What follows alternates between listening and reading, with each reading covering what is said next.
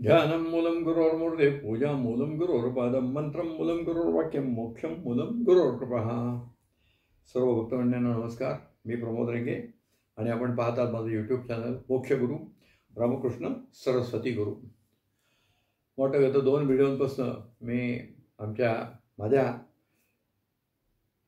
घरी जेव्हा गुरुदेव वास्तव्यास येत होते त्याचं काही अनुभव कथन करत होतो आणि त्या अनुषंगाने गुरुदेवांनी जी आमच्यावर अनन्य कृपा केली आहे त्या कृपा प्रसंग देखील सांगणं हे माझं या ठिकाणी कर्तव्यच आहे. तर या ठिकाणी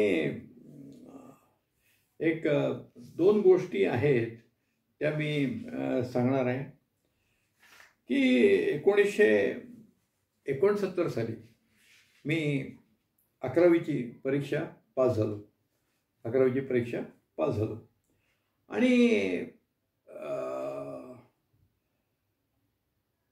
घरची आर्थिक परिस्थिती थोडी बेताची असल्यामुळे मला काही ना काहीतरी काम करणं आवश्यक होतं आणि मला कॉलेजचं शिक्षण घेण्याची खूप इच्छा होती. त्यामुळे मी कॉलेजला जावं असा माझा एक विचार होता आणि कॉमर्स विभागाकडे मला जावं असं वाटत होतं. परंतु घरातल्या वडीलधारी मंडळीचं म्हणणं पडलं की तू ITIचा काहीतरी कोर्स कर आणि 1-2 वर्षाचा कोर्स करून तू काहीतरी कमवायला सुरुवात कर. अर्थात ते काही मला तो जो एक सल्ला होता तो काही फारसा पटला नव्हता आणि त्या ITIऐवजी मी डेक्कन इन्स्टिट्यूट आहे पुण्यामध्ये पुण्यामध्ये तिथं ते GCD नावाचा कोर्स करायचा निर्णय घेतला. तो GCDचा कोर्स मी करत होतो.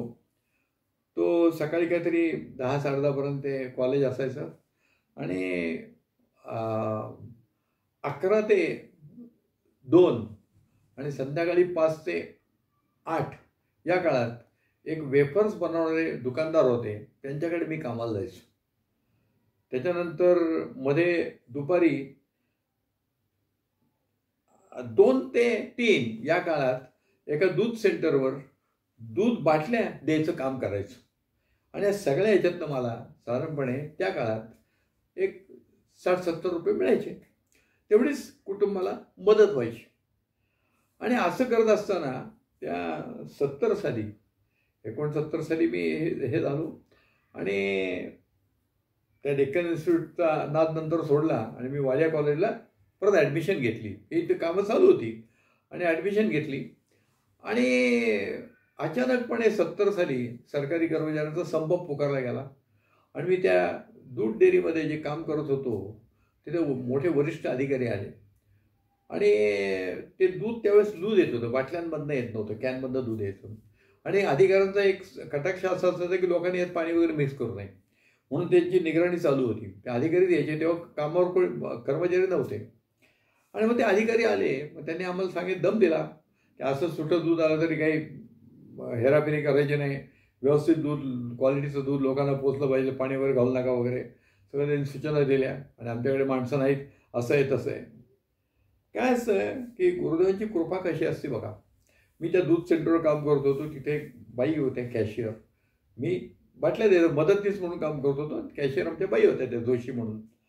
तर त्या सहज त्या साहेबांना म्हटल्या का हो तुमच्याकडे लोक नाहीत सर, मग यांना घेऊन जा ना, यांना काही काम नाहीचं नाही तरी घेतील ते.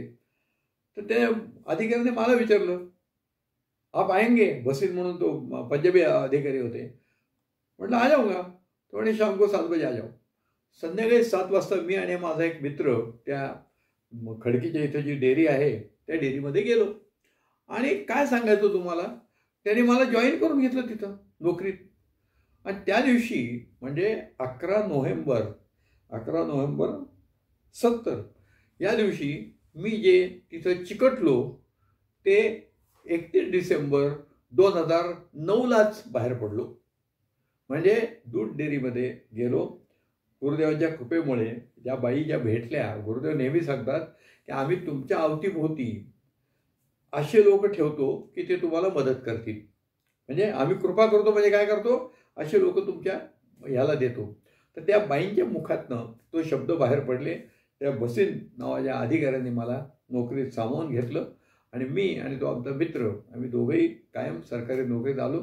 पुढे मी त्या डिपार्टमेंटमधनं काही परीक्षा वगैरे दिल्या आणि क्लार्कचा राजपत्रित अधिकारी झालो.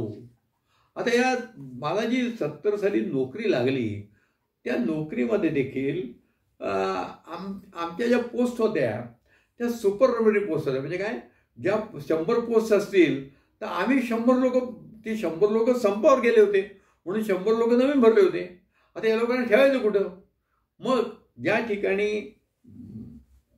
रिक्त जागा आहे तिथं त्यांना ॲब्सॉर्ब करेपर्यंत सुपरवायझरी पोस्टवर ठेवायचा आदेश होता. आणि मग आम्हाला त्यांनी बदली केली. कुठे केली? माझी बदली सोलापूरला केली, नाही नगरला गेली. माझी बदली पहिल्यांदा नगरला गेली. मला वाटतं मे 71 माझी बदली नगरला झाली. आता नगरला बदली झाल्यानंतर मला तो आनंदच होता ना. बदली जरी झाली, नवीनच नोकरी होती, बदली झाली आहे, तर मी काय, नगरला माझं घर होतं आणि माझे काकाच राहत होते आणि गुरुदेव होते. म्हणजे या ठिकाणी मला काही प्रॉब्लेम नव्हता. पण आमचे अण्णा म्हणजे माझे काका चुलते हे मोठे शब्द प्रकाश चिंचवडला राहत होता आणि मग चिंचवडला आलेले होते. आणि चिंचवडला आलेले होते तर ते सुट्टी करता आले होते. ते सगळे म्हणजे काकू वगैरे सगळे इकडे आलेले होते. आणि माझी नगरला बदली झाली. त्यांना कळल्यावर मला म्हटले, प्रमोद ही किल्ली घेऊन जा, तू राहा घरी. आता ते मला किल्ली दिली त्यांनी घराची. आणि मग मी निघालो काहीतरी दुपारी 3च्या वगैरे काहीतरी गाडीने मी निघालो आणि संध्याकाळी 6पर्यंत नगरला पोचलो. नगरला मी दार उघडलं, बॅग ठेवली घरात आणि दर्शनाला गेलो. गुरुदेवांनी मला अचानक पाहिलं कोकडेवाड्यात. मला म्हटले, प्रमोद काय रे, तू कसं काय नाही का? म्हटलं गुरुदेव माझी बदली झाली. आता गुरुदेवांच्या नोकरीत सांगितलेलं होतं मी, यांच्या कृपेने नोकरी लागली ते सांगितलेलं होतं. म्हणे बदली झाली. म्हणे कुठे झाली बदली? म्हणजे इथंच नगरमध्ये झाली. बरं म्हणे, आता तू अण्णा तर इथं नाहीत म्हणे. आता आमच्या घराचं सगळं गुरुदेवांना बित्तंबात माहिती असायची. अण्णा इथं नाहीत. मग तू काय केलं? म्हटलं अण्णांनी किल्ली दिली मला, मी कधीच बॅग ठेवलो. ते म्हणले, आता असं कर, घरी जा, ती बॅग घे, घराला कुलूप लाव आणि इकडे ये. जोपर्यंत अण्णा येत नाही तोपर्यंत तू माझ्या इथंच राहायचं, म्हणजे कोकडेवाड्यात माझ्या घरात राहायचं, असं गुरुदेवांनी मला त्या दिवशी सांगितलेलं आहे. म्हणजे किती दयाळू अंतःकरणाचे माझे गुरुदेव आहेत बघा. की माझं तेव्हा वय काय होतं, 18-19 वय होतं. आणि पुढे हा मुलगा एकटा राहिला तर त्याकडे कोण बघणार आहे, काय बघणार आहे? मग नगरमध्ये पाणी भरणं आलं, अमकं करणं आलं, स्वयंपाक करणं आलं. आता मला स्वयंपाकाचं बऱ्यापैकी येतं, हा भाग वेगळा आहे, त्यावेळेस देखील येत होतं. पण गुरुदेवांनी एक केलं की तू माझ्याकडे राहायचं, जोपर्यंत अण्णा येत नाही तोपर्यंत तू इथं राहायचं. आणि मग त्याच्यानंतर पुढे मला वाटतं एक 5-6 दिवस मी गुरुदेवांच्या बरोबरच वास्तव्य केलं. अर्थात गुरुदेवांच्या बरोबर वास्तव्य म्हणजे काय की दुपारचं जेवण म्हणजे गुरुदेवांचे बंधू दादा क्षीरसागर आणि त्यांच्या सौभागवती यांच्याबरोबर सकाळी मी 9 वाजताच 10 वाजताच ऑफिसला जायचो, तेव्हाच जेवण करून जायचो. आणि मग संध्याकाळी आल्यानंतर कोकडेवाड्यात आरती वगैरे जी असायची त्या आरतीमध्ये वगैरे, आता तिथं असल्यामुळे गुरुदेवांचा सहवास आम्हाला पूर्ण लाभला. तिथं आरती वगैरे त्या 5-7 दिवसात आरती करुणापदी वगैरे सगळं म्हणायचं.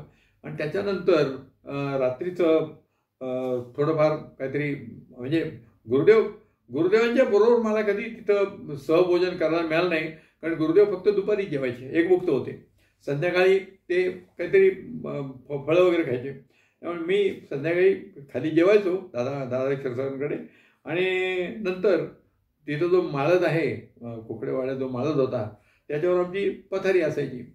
आणि या काळात साक्षात परब्रह्म समीप आहे याची आम्हाला कधी जाणीवच झाली नाही. की एवढं मोठे दत्तात्रयांचे अवतार असणारे आपले सद्गुरू आपल्या समवेत आहेत. आता ते वय पण नव्हतं बरं का माझं, म्हणजे समजण्याचं वय नव्हतं ते. पण आम्ही गुरुदेवांशी मुक्त याने आमचा संवाद चालायचा. म्हणजे गुरुदेव काही गोष्टी सांगायचे, आम्ही काही गोष्टी विचारायचो आणि असा हा सगळा हे चालायचा. त्यावेळेस कोकडेवाड्यातली काही मंडळी दत्ता कुलकर्णी वगैरे ही सगळी मंडळी त्यावेळेस इथे असायची. असा तो हे लागला. आणि मुक्त संवाद मला ऐकायला, पण परब्रह्म आपल्या संवादाची पुसटशी कल्पना आलेली नव्हती. काय आहे की गुरुदेवांची आर्थिक परिस्थिती, म्हणजे आमची परिस्थिती संपन्नतेची होती तशी क्षीरसागर कुटुंबाची परिस्थिती फार संपन्नतेची नव्हती. पण त्या ह्याच्यात देखील त्यांनी मला 4-5 दिवस राहायला ठेवून घेतलं. आणि गुरुदेवाने ठेवून घेतलं तर माझी बाकीची व्यवस्था दादा क्षीरसागर त्यांच्या स्वभावावरती आणि गुरुदेवांच्या मातोश्री या सगळ्या करत होत्या. हा देखील एक आहे. म्हणजे मला खरं सांगू की या गोष्टीची कधी जाणीव झाली माहिती आहे का? मी रिटायर होत असताना जाणीव झाली की गुरुदेवांनी आपल्याला ठेवून घेतलंय, मग बाकीचं काही नाही. पण दादा क्षीरसागरांचे कमीत कमी आभार तरी मी तेव्हा मानायला पाहिजे होतं ना, पण ते पण कधी आभार मानले नाहीत. म्हणजे त्या पद्धतीचं कधी डोक्यातच आलेलं नाही आहे. हा पण गुरुदेवांचा हा मोठेपणा होता, त्यांनी मला ठेवून घेतलं. आणि मग खरं सांगतो मी तुम्हाला की 9 साली जेव्हा मी रिटायर झालो त्यावेळेस माझ्या बहिणीचे मिस्टर नगरमध्येच असतात, तर ते प्रकाश कुलकर्णी म्हणून, आणि त्यांना सांगितलं, म्हटलं दादा क्षीरसागर कुठं राहतात, आपण त्यांच्याकडे जायचं आहे. मग मी दादा क्षीरसागरांकडे गेलो. म्हणजे रिटायरमेंटनंतर बघा नोकरीच्या सुरुवातीला त्यांच्या घरी राहिलो आणि त्यांचं आभार प्रदर्शन कधी केलं तर मी रिटायरमेंट नंतर केलं. काय केलं, एक शाल श्रीफळ घेऊन त्यांचा सत्कार केला आहे आणि काही मिठाई त्यांच्या घरात दिली, एवढंच केलं. पण ते मला वाटलं आणि मी केलं. अर्थात ते गुरुदेवांचे ते मी कधी याकरता आभार मानले असं काही मला आठवत नाही काय. आणि तो औपचारिकपणा नव्हताच. पण दादा क्षीरसागरांच्या बद्दल मात्र मला ते वाटलं. आणि हे कधी वाटलंय, नंतर वाटलंय, असा भाग आहे.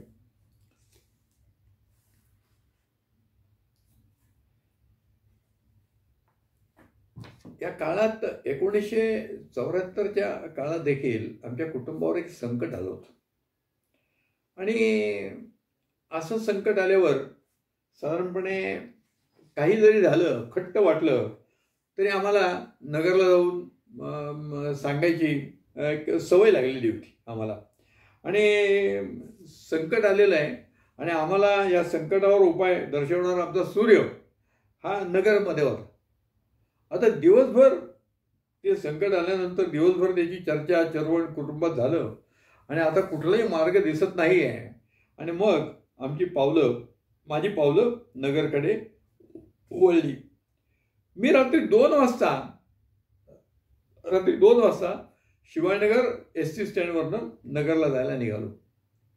आणि साधारणपणे 5च्या सुमारास मी नगरच्या एस टी स्टँडवर उतरलो. तिथनं पायी आपल्या दत्तात्रय निवासात गेलो.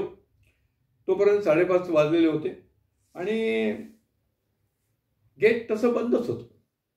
पण मी आलो म्हटल्यावर कोणतरी सेवेकरी होते, त्यांनी गेट उघडलं आणि गुरुदेवांचं स्नान वगैरे मला झालेलं होतं तेव्हा.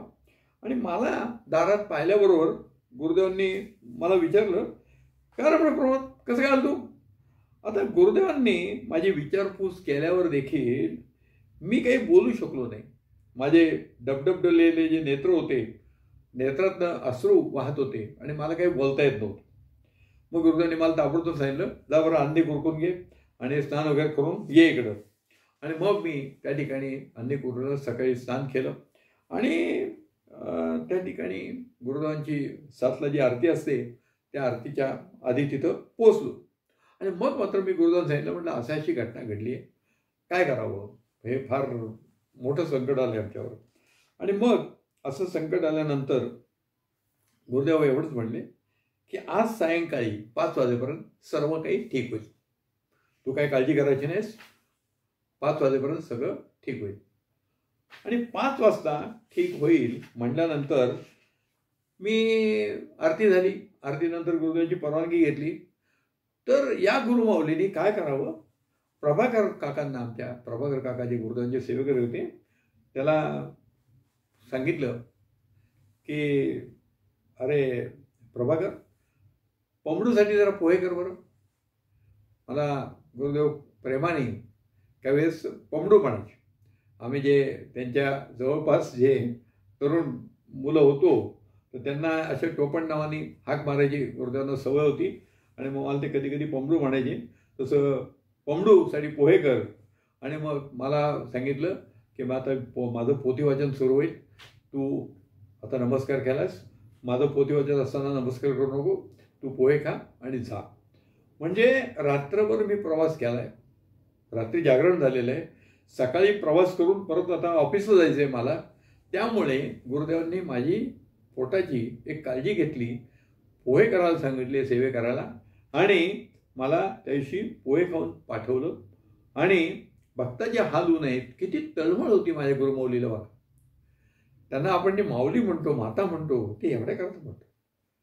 आणि त्या दिवशी संध्याकाळी मी बरोबर 5 वाजता त्या संकटाचं निराकरण झालेलं होतं. गुरुदेवाचे शब्द होते, 5 वाजताच तो निरोप आला आणि आमच्यावरचं संकट संपलं. आता ते काय योजना असते गुरुदेवाची बघा. त्यांच्या मुखातनं एकदा शब्द बाहेर पडला की ती वेळही चुकत नाही, ती वेळही चुकत नव्हती, असा हा भाग आहे. गुरुदेवांच्या ज्या हे आहे आपल्याला गुरुदेवांचं जे सांगणं आहे तर त्या ह्याच्यातनं हे काही अनुभव आहेत. गुरुदेवांनी आमच्यावर म्हणजे आमच्याकडनं कणभर सेवा घेतली आणि आमच्यावर परतभर कृपा केलेली. मगाशी मी 2-4 हे सांगितले, तर अन्यन्य कृपा त्यांनी आमच्यावर केलेली आहे. आणि अशी कृपा दयाळू अंतःकरण असल्याशिवाय ही गुरुमाऊली करणार नाही, एवढी त्यांचं दयाळू अंतःकरण आहे. म्हणजे मी बऱ्याच वेळा काय सांगतोय आपल्याला की आम्ही पात्रतेने त्यांच्याजवळ गेलेलो नव्हतो, दयाळू अंतःकरणाने आम्हाला जवळ धरलं आहे आणि ते शेवटपर्यंत आम्हाला दयाळू अंतःकरणाने त्यांच्या चरणाशी मला आणि माझ्या कुटुंबांना स्थिर ठेवतील याची मला पूर्ण खात्री आहे. तसा हा अनुभव आहे. अजून काही अनुभव मला सांगायचे तर आपण इथं थांबूया. श्री गुरुदेव दत्त.